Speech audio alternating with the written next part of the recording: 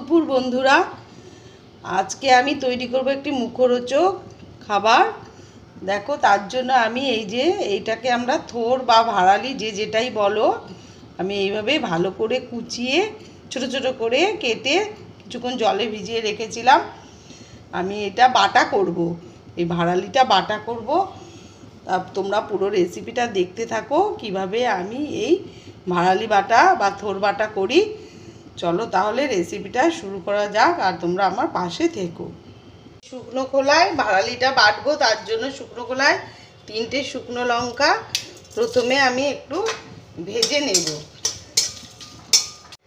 শুকনো লঙ্কাটা ভেজে নিয়ে একটুখানি আবার সামান্য একটু কালো জিরে দিয়ে দিলাম। গ্যাসের ফ্লেমটাকে একদম লোতে রেখে কালো জিরেটা ভাজতে হবে, তা না হলে কালো জিরেটা তেতো হয়ে যাবে।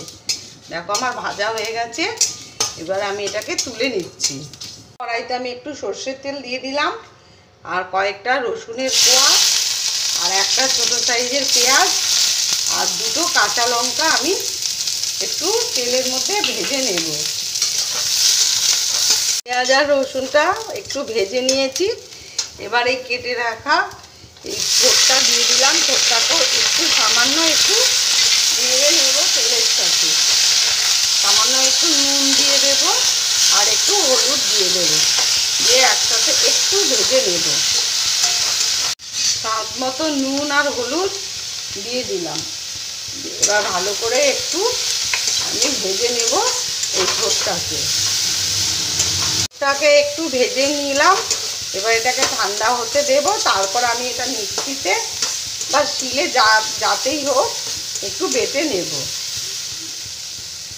থোরটা দেখো ভালো ঠান্ডা হয়ে গেছে, আমি ঠান্ডা করে নিয়েছি। এবার আমি একটা মিক্সার গ্রাইন্ডারে এটাকে আমি বেটে নিচ্ছি। আমি একটা মিহি পেস্ট তৈরি করে নিয়েছি। দেখো, সুন্দর করে একটা পেস্ট তৈরি করে নিলাম।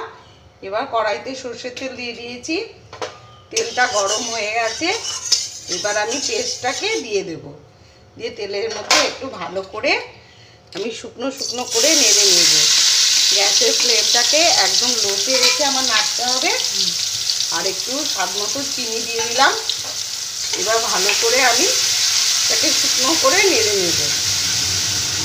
দেখো, আমি শুকনো শুকনো করে একদম নেড়ে নিচ্ছি, আর গ্যাসের ফ্লেমটাকে একদম লোতে রেখেছি। এইভাবে তোমরা একবার এই থোর বাটা করে দেখো, তোমাদের খুবই ভালো লাগবে, আর খুবই মুখরোচক একটি রেসিপি। তোমরা একবার এইভাবে এই থোর বাটা করে দেখো, তোমাদের খুবই ভালো লাগবে। তৈরি হয়ে গেল আমার থোর বাটা।